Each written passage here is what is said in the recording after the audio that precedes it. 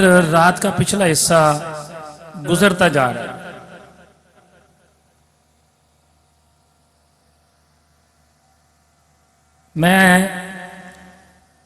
میرے پاس شہزاد مجدد صاحب بھی تشریف لا چکے ہیں، میرے بڑے محسن، میرے مہربان قبلہ ڈاکٹر مفتی حسیب صاحب بھی میرے پاس تشریف فرما ہیں۔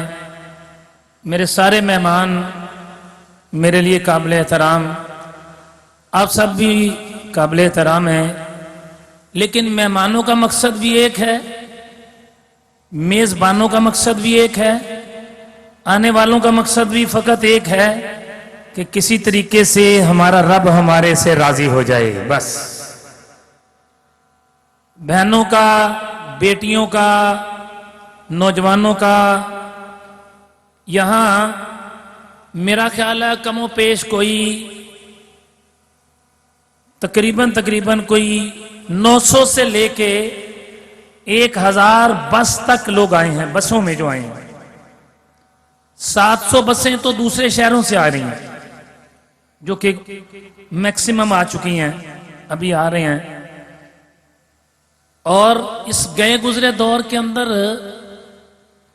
ان لوگوں کا ایمان بھی چیک کریں کہ جو خود کرایہ دیتے ہیں کہ تم وہاں اجتماع میں جاؤ، کرایہ ہم بسوں کا دیں،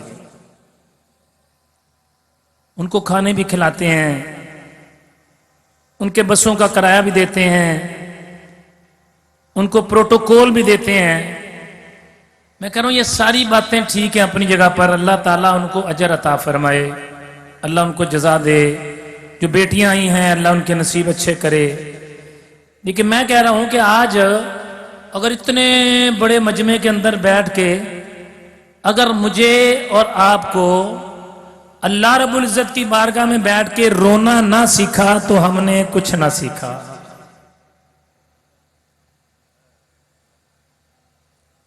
ہمیں اپنے اللہ کی بارگاہ میں رونے کا چج آ جانا چاہیے، ہمیں اپنے ایمان کو بچانے کا طریقہ آ جانا چاہیے، ہمیں اپنے ایمان کی حفاظت کرنے کا طریقہ آ جانا چاہیے۔ تقریباً جتنے لوگ بیٹھے ہیں 95-98% لوگوں کے پاس موبائل ہوں گے، ہر کسی کو پتا ہے کہ میں نے اپنے موبائل کی حفاظت کیسے کرنی ہے، ایسا ہی ہے؟ ہر شخص یہ جانتا ہے میں نے اپنے موبائل کے اندر جو ڈیٹا ہے اس کی حفاظت کیسے کرنی ہے۔ میں کہنا کہ میرے بھائیوں، میری بیٹیوں، نوجوانوں، عزیز بچوں، جیسے موبائل کے اندر ڈیٹا تجھے پتا ہے کیا اور اس کو کیسے میں نے محفوظ رکھنا ہے، جتنا خیال تو موبائل کا رکھتا ہے نا، اتنا خیال کبھی تو ایمان کا رکھ لینا تو میرے اللہ کے قریب ہو جائے۔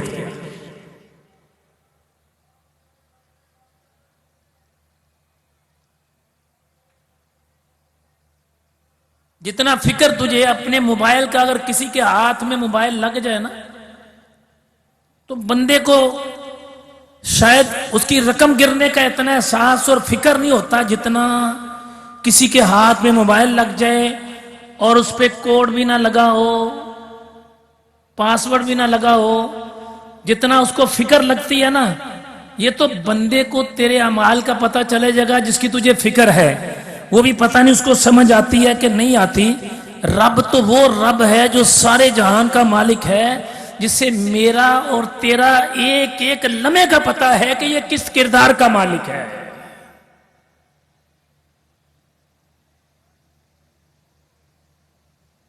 اور پھر پتہ اس نے وہ کیوں ایسے بڑے مجمع کے اندر لا کے آپ کو بٹھاتا ہے؟ پتہ کیوں بٹھاتا ہے؟ کہ شاید میرا بندہ میرے سے رابطہ کرے اور میں اس کے گناہ معاف کر دوں، بس شاید یہ میرے سے رجوع کرے، شاید اس کو میری بارگاہ میں رونے کا چج آ جائے، شاید اس کو احساس گناہ ہو جائے، شاید اس کو فکر ہو جائے کہ میں غلطی کرتا رہا، میں برے کام کرتا رہا، کسی کا حق مارتا رہا، کسی سے ظلم کرتا رہا، کسی کو دھوکہ دیتا رہا، کسی سے غلط بیانی کرتا رہا، کسی کے سامنے اقتدار کے نشے کے اندر بہت کچھ کہتا چلا گیا، किसी के सामने अपनी दौलत का नशा। मेरे भाइयों, मेरी बेटियों, मेरे नौजवानों, मेरे बुजुर्गों, आज पूरी दुनिया के अंदर जितने मुसलमान मेरी आवाज को सुन रहे हैं, अपने ईमान की सबसे पहले हिफाजत करें।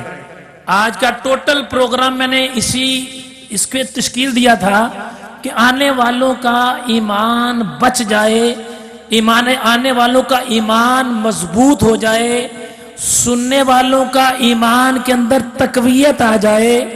हर शख्स जो इस प्रोग्राम को देखे उसका ईमानी लिहाज से दर्जा ऊपर चला जाए, अपनी जगह पर ना रहे बल्कि उसका ईमानी दर्जा बढ़ जाए, फिर तो प्रोग्राम सुनने का फायदा है। और अगर हमारा ईमान कमजोर ही रहा तो फिर हमें महफिल में आने का मजा नहीं आएगा। मैंने आपको पहले बात गोश गुजार की है, हमारे स्टेज का एक असूल है, पहले कहते हैं कि भाई इस मौजू पे गुफ्तगू करनी है, अगर उसमें चेंजिंग आती है तो स्पीकर वाले भाई से कहते हैं कि फौरन बंद कर दो यार, ना यहां सियासत छेड़ो ना किसी को छेड़ो, अपना मसलक बयान करो, यह हमें हक है।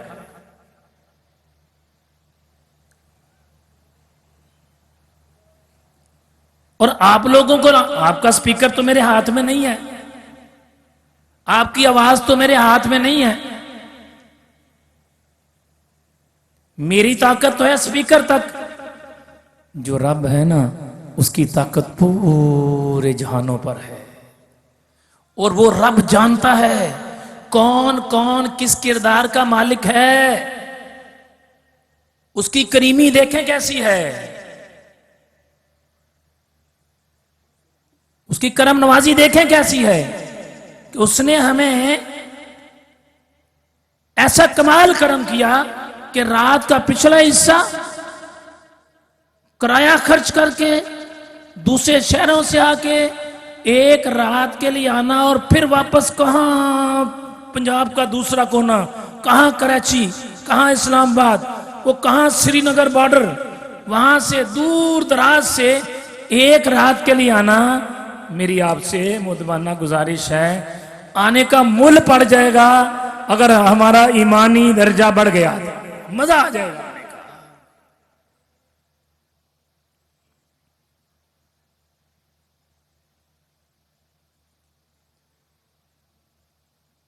और ईमान को ज़ाया करने वाले, ईमान के डकैत इस दौर हाजिर के अंदर बड़े तेज हो गए हैं। सोशल मीडिया के जरिए, टेलीविजन के जरिए, इसमें कोई शक नहीं है कि पाकिस्तान के अंदर बहुत महंगाई हो गई है, कोई दूसरी राय नहीं है।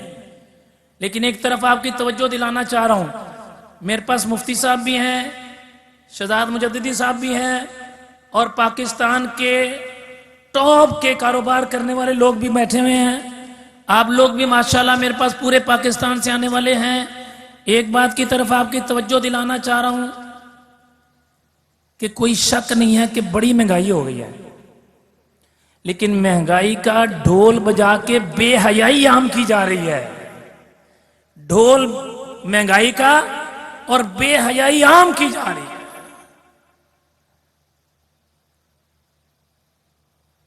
बेहयाई का कोई जिक्र नहीं कर रहा, ना ना, अब इस बेहयाई को हमने रोकना है, हमने मीन हर शख्स ने।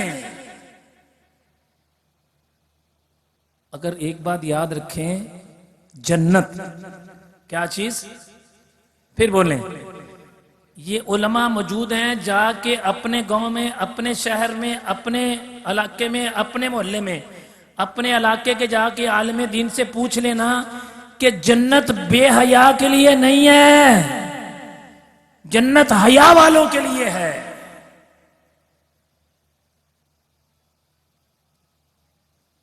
जन्नत हया वालों के लिए है, बेहयाओं के लिए जन्नत नहीं है, जब तक वो अपनी बेहयाई से तौबा ना करें।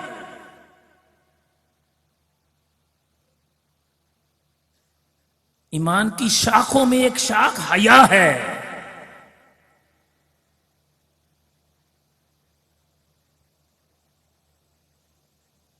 آج بے حیائی کا یہ عالم ہے کہ بہن اپنے بھائی کے سامنے موبائل پہ لگی ہے، اس کو خبر ہی کوئی نہیں ہے، بھائی اپنی بہن کے سامنے، اولاد اپنے ماں باپ کے سامنے۔ خطرناک بات یہ ہے کہ ماں باپ اپنی اولاد کے سامنے قبلہ، افسوس والی بات یہ ہے کہ ماں باپ اولاد کے سامنے۔ یہ بات ذہن میں رکھ لیں۔ دو تین چھوٹی چھوٹی باتیں بتانے لگا ہوں۔ میرے نبی لاجپال آقا علیہ السلام نے فرمایا بے حیا، جو بے حیا ہے یہ حیا ایمان کی ایک شاخ ہے، ایک حصہ ہے۔ فرمایا جس کے من میں جتنی حیا ہوگی اتنا ایمان ہوگا، کسی غلط فہمی میں نہیں رہنا۔ فرمایا جس نے ملاوٹ کی وہ ہم میں سے نہیں، جس نے دھوکہ دیا وہ ہم میں سے نہیں۔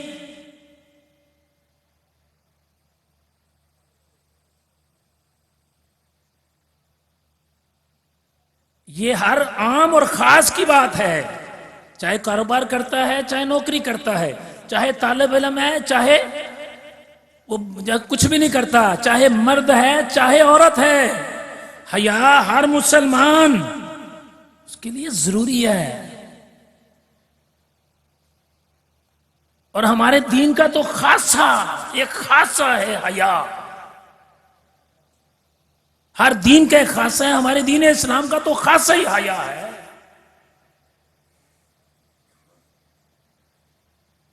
اب حیا کے دو لفظوں میں سمجھا دوں آسان سا۔ تیرے سامنے موبائل ہے، تیرے سامنے انٹرنیٹ ہے، تیرے سامنے لیپ ٹاپ ہے، اور تو اس میں نازیبہ تصویریں دیکھتا ہے، تیرے من میں خیال ہے کہ نہیں یار میں نے نہیں دیکھنا، میرا اللہ ناراض ہوگا، یہ ہے تیرے من کی حیا یار۔ اب سوال یہ ہے کہ یہ کتنی مرتبہ میرا ایمان اجاگر ہوتا ہے اس بات پر، کتنی مرتبہ مجھے یہ خیال آتا ہے اس بات پر۔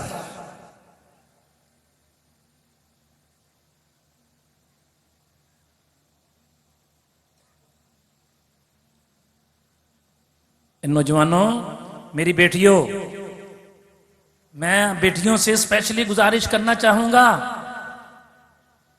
اسپیشلی طور پر بیٹیوں سے گزارش کرنا چاہوں گا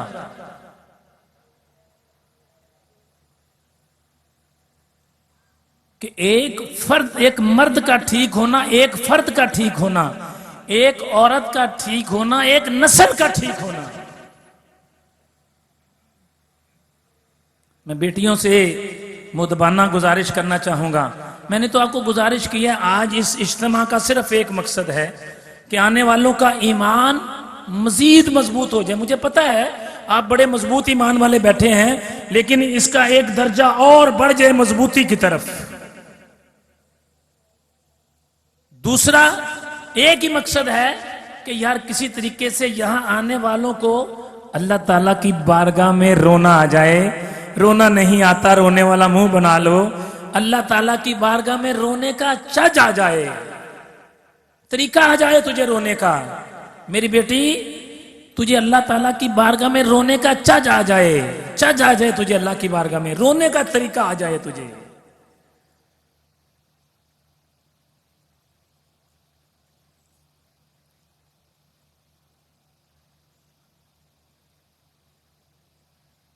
اور ایک بات یاد رکھو، اس رات کے پچھلے حصے میں نا پتہ کیا ہے؟ اللہ کریم ہے۔ کیا؟ اللہ کریم ہے، مالک ہے، وہ غفور الرحیم ہے، وہ مانگنے والے کو بھی دینے پہ قادر ہے، نہ مانگنے والے کو بھی دینے پر قادر ہے، بے نیاز ہے، وہ جسے چاہے دے دے، غفور الرحیم ہے، وہ مالک ہے۔ لیکن اس کو اپنی بارگاہ کا منگتا بڑا ہی چنگا لگتا ہے، بڑا ہی اچھا لگتا ہے اس کو،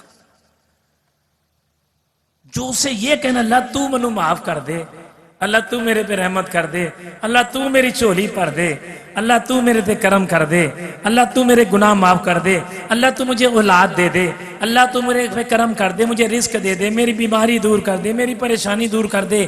جب کوئی بندہ مسلمان اللہ کی بارگاہ میں مانگتا ہے نا تو کائنات کے مالک کو بڑا اچھا لگتا ہے مانگنے والا، اپنی بارگاہ کا منگتا رب کو بڑا ہی اچھا لگتا ہے، چاہے مرد ہے، چاہے عورت ہے، چاہے گناہگار ہے، چاہے نیک ہے، لیکن کائنات کے مالک کو اپنی بارگاہ کا منگتا بڑا ہی پیارا لگتا ہے۔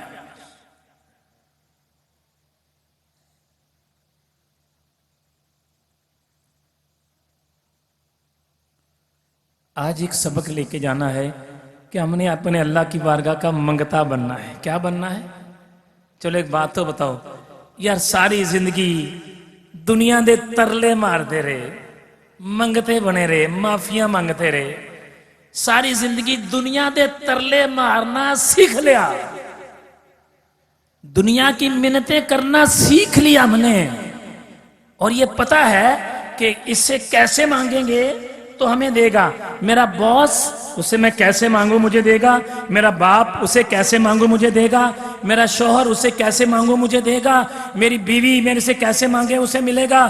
ہر بندے کو پتا ہے کہ کس کو کیسے منانا ہے۔ کاش سمجھ آ جائے کہ میں نے اپنے رب کو کیسے منانا ہے۔ ماں سے مانگنا آ گیا، باپ سے مانگنا آ گیا، بہن سے مانگنا آ گیا، باس سے مانگنا آ گیا۔ کاش کہ تجھے سمجھ آ جائے میں نے اپنے رب سے کیسے مانگنا ہے، میں نے اپنے کریم آقا علیہ السلام کی بارگاہ میں کیسے پیش ہونا ہے۔ کاش تجھے سمجھ آ جائے۔ اور ایک بات یاد رکھو، جنہوں رب کو منگنا آ گیا نا، وہ پھر کسی منگن دا سوچتا ہی نہیں، کسی اور سے مانگنے کا تصور ہی نہیں کرتا۔ پھر جو رب کی بارگاہ کا منگتا ہو جائے نا، پھر لوگ اس کی بارگاہ کے منگتے ہو جاتے ہیں۔ یہ ذہن میں رکھ لینا۔ نہیں یقین آتا جاؤ جا کے داتا علی حجویری کو دیکھ لو، خواجہ معین الدین چشتی اجمیری کو دیکھ لو، جاؤ میرے بابے بلے شاہ کو دیکھ لو، جتنے اولیاء اللہ ہے دیکھ لو، انہوں نے ان کو رب کی بارگاہ سے مانگنا آ گیا، اور پھر لوگ ان کے پاس جا کے اپنی حاجتیں مانگ رہے ہیں۔ کیوں بھلا؟ ان کو پتا ہے کہ یہ اللہ کا مقبول بندہ ہے، وہ رب کو رب ہی سمجھ رہے ہیں۔ اسے ان کو کوئی رب نہیں سمجھتا۔ ہمارے عقیدے والے تو ان کو رب نہیں سمجھتے نا، ہمیں تو پتا ہے اللہ کے نیک بندے ہیں۔ لیکن آپ لوگوں سے میری محترمانہ گزارش ہے، آج رات ہے یار، میری بیٹیوں، میری بہنوں اور میرے نوجوانوں، میرے بزرگوں، میرے بچوں، میرے بھائیوں، میں نے دوسری تیسری مرتبہ سٹیج پر آیا ہوں، ایک ہی بات میں نے گزارش کی ہے، اور اسی کو لے کے چلے جاؤ، بس یہی کافی ہے کہ مشکل پیش آئے تو اللہ کی بارگاہ کے منگتے بنے رہو۔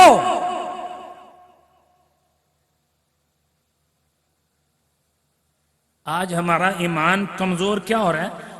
سوشل میڈیا کے ذریعے، بذریعہ ہمارے پاکستان کے مختلف چینل کے ذریعے اللہ تعالیٰ کی بارگاہ سے مانگنے سے دور کیا جا رہا ہے۔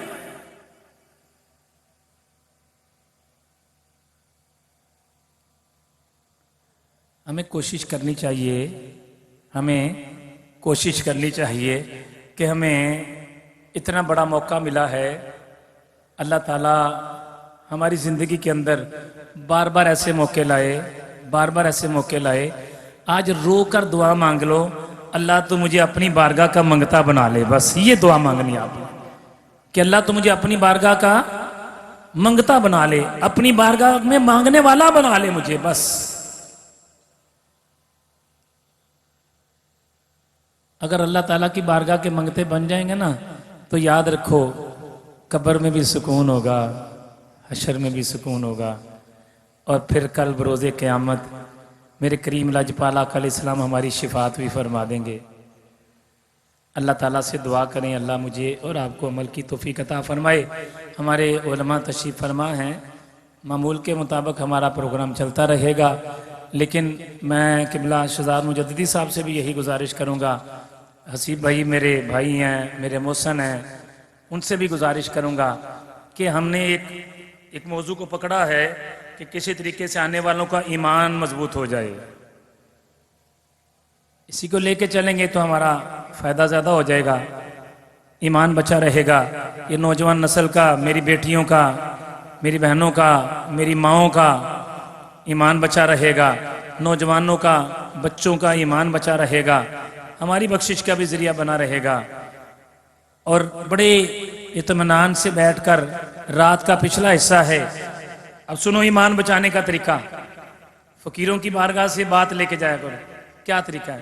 بیٹھے بیٹھے، آپ بیٹھے ہیں نا، دل ہی دل میں کہنا شکر اللہ تیری مہربانی، منو ایمان نصیب کریں، اللہ مرد وقت ایمان نصیب کریں، اللہ تیری مہربانی مجھے اپنی بارگاہ کا منگتا بنا لے۔ اپنے دل میں کہنا شروع کر دینا، دل میں، اللہ تیری مہربانی مجھے اپنی بارگاہ میں رونے والی آنکھ دے دے، اللہ مجھے ایمان دے دے، اللہ میرے گناہ معاف کر دے، اللہ میرا نصیب اچھا کر دے، اللہ میری بیٹیوں کا نصیب اچھا کر دے۔ اپنے دل میں اپنے رب کی بارگاہ میں گزارشات کرتے رہیں، التجا کرتے رہیں، مانگتے رہیں اپنے رب کی بارگاہ سے، یہی فائدہ ہے ہمارا، اسی میں ہی ہماری بہتری ہے۔ اور انشاءاللہ اور 1 گھنٹے کی بات ہے، 1.5 گھنٹے کی بات ہے، اس کے بعد دعا ہو جانی ہے۔ اللہ تعالیٰ مجھے اور آپ کو ایمان کی سلامتی عطا فرمائے، اور جو ہمارے دوست احباب رشتہ دار جنہوں نے اتنا پیسہ لاکھوں روپیہ دے کے لوگوں کو لے کے آئے یہاں پر، دعا کریں اللہ ان کی کاروبار میں اتنی برکتیں عطا فرمائے کہ وہ ساری زندگی ان کی نسلیں بھی بانٹتی رہیں۔ جنہوں نے یہ سارا اہتمام کیا، میں نے آپ کو بتایا کم و پیش قبلہ 1000 کے قریب بسیں آئی ہیں، کم و پیش۔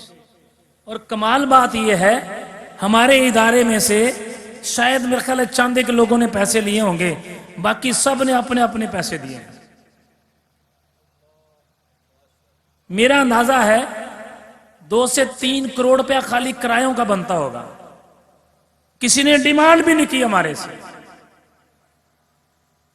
کچھ چند ایک لوگ ہیں جو بیچارے بے بس تھے، جنہوں نے کہا یہ بات ہے، میں کیا روکے، کوئی ٹینشن نہ لو۔ اس سے بات کیا ثابت ہوئی؟ پتہ کیا ثابت ہوئی بات؟ یہ جو لوگ آئے بھی ہیں، اس سے ایک بات ثابت ہوتی ہے، کیا بلا؟ ایک بات یہ ثابت ہوتی ہے کہ اللہ نے ابھی لوگوں کے اندر ایمان کو قائم رکھا ہوا ہے، مضبوط ایمان ہے۔ ورنہ پیسے والا تو کبھی پیسہ خرچ ہی نہیں کرتا غلط جگہ پر، اس کو پتا چلے نا یہاں سے میرا نقصان ہوتا ہے، خرچ نہیں کرے گا، کاروبار نہیں وہاں پر کرے گا جب تک اس کو پتا نہ ہو کہ یہاں سے ریٹرن بڑا اچھا ہے۔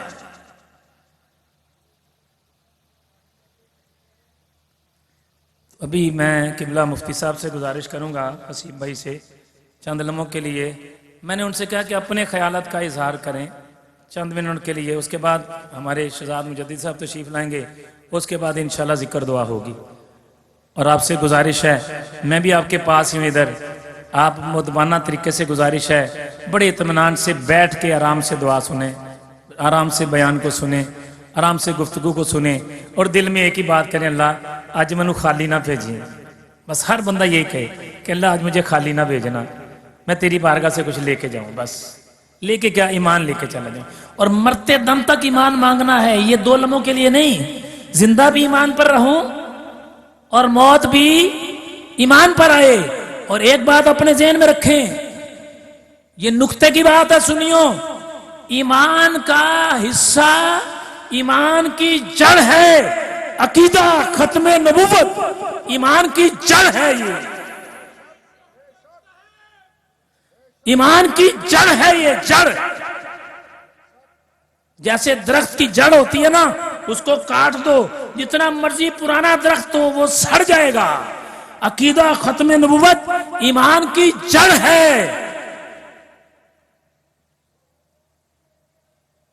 جس کا اس میں شک آ گیا وہ ایمان والا نہیں رہا۔ اس میں حکمت نہیں چلتی، پلپلا پن نہیں چلتا۔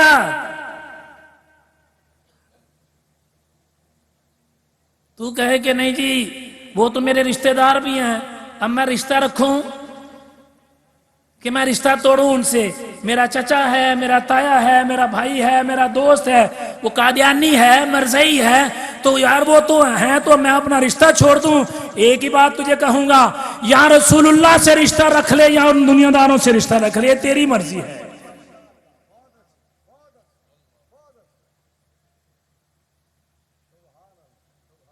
ایمان کی جڑ ہے. یہ گاؤں سے آنے والوں سن لو، شہر والوں سن لو، عقیدہ ختم نبوت ایمان کی جڑ ہے.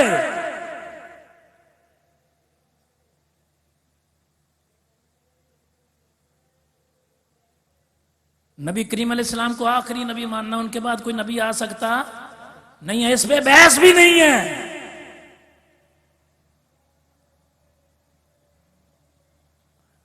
اس لیے میری آپ لوگوں سے گزارش ہے، ایسے پلیٹ فارم پر آ کے اپنا ایمان بچا کے جائیں. بس اللہ ہمیں عمل کی توفیق عطا فرمائے.